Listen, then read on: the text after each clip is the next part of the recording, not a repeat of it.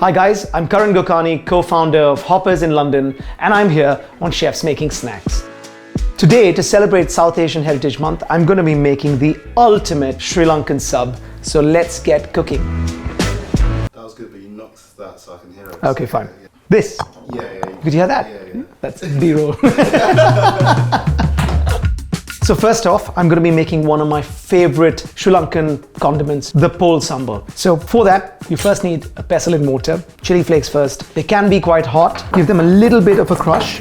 And then the vital ingredient, Maldive fish flakes. You could get these at most Sri Lankan or Asian grocers. Just a little crush.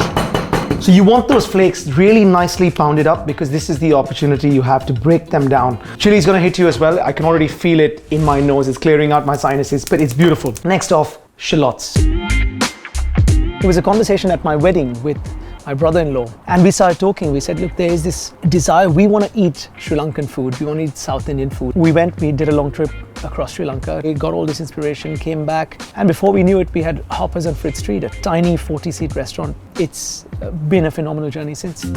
Now that's the level to which I want it bashed up. It's beautifully red. Remember, using a pestle and mortar is key to this. You know, when you use a food processor, you're chopping, so it just makes it into smaller particles, whereas here, you're breaking it up, you're opening the cells up, and that's why there's this different texture, different burst of flavors. When I get to this stage, a little squeeze of lime juice in there. A nice kick of lime is going to balance it all out. Now the final ingredient, freshly grated coconut. Begin by just giving it a quick mix and just watching those colors come together. And then finally, the most important thing, taste.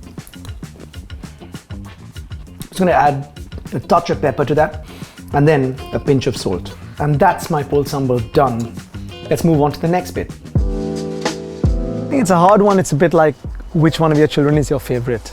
I love a Kothu roti. It's this incredible one-pot meal. You can go around Sri Lanka after a big night out and you can hear the sound of it. You've got these guys clanking metal paddles and making this on hot plates fresh, and it is the nicest food you can have at 3 o'clock in the morning after a big night out. So we do that at Hoppers.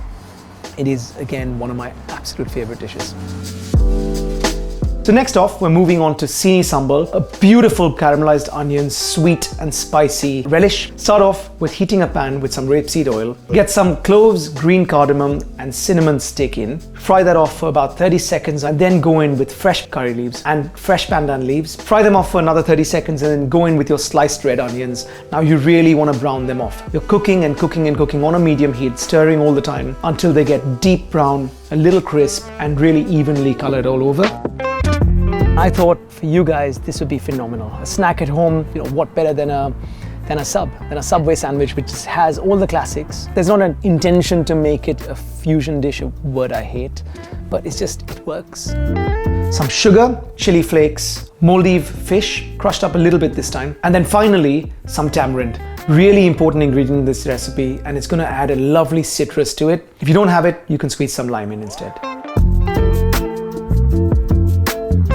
So South Asian Heritage Month, I think, you know, we live in such an incredible city. What I love about London, what I love about England is how cosmopolitan it is. And I think it's amazing to have events like this that just celebrate different cultures, that allow people to actually have this insight into the cultures. And I think what's really important is it doesn't become a celebration of a little clique of you just doing stuff with your friends and your people from the community, but I think you need to be welcoming because it's more than just a time to celebrate your culture. It's a time to show it off and actually involve other people in celebrating it.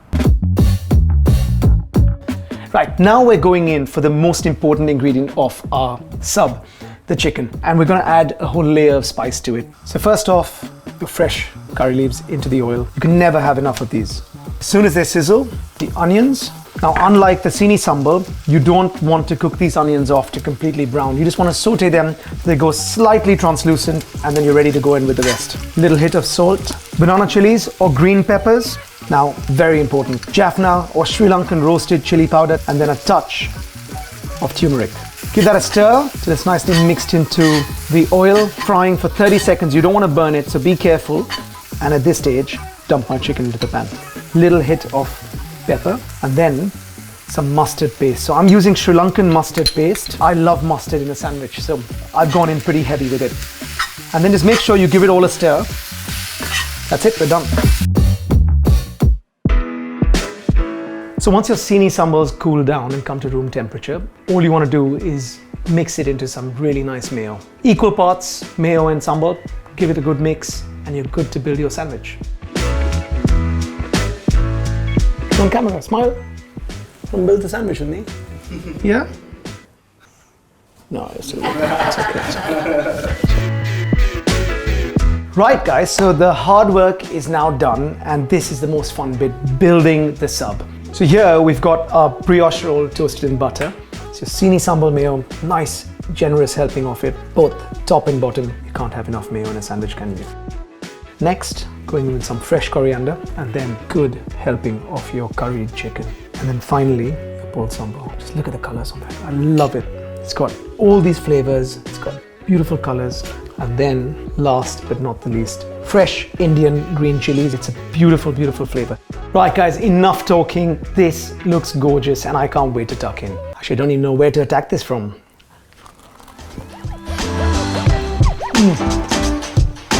Now that, I know I've made it myself and I hate it when people eat their own food and go on about it, but that is beautiful. These things just work together. The pol sambal gives me a lovely freshness. The curry is a nice hot burn at the back, but it's beautiful. Sini sambal mayo just works perfectly because that sweetness from the onion, the moldy fish, the mayo, fresh coriander, chilies. You're gonna love this. I can't wait for you to try this.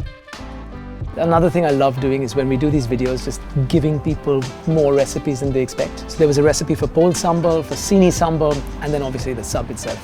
I'd like to think that the sandwich is really quite accessible for people because it will kind of get you preparing 2 or 3 really classic sambals, but in that way kind of introduces you to a cuisine. Had I gone and done a full Sri Lankan spread, you might still be excited to go and try it, but there might be people who are like, you know, this is too alien for me. Hopefully this is that first step, or you just come to the restaurant and you try the authentic stuff as well.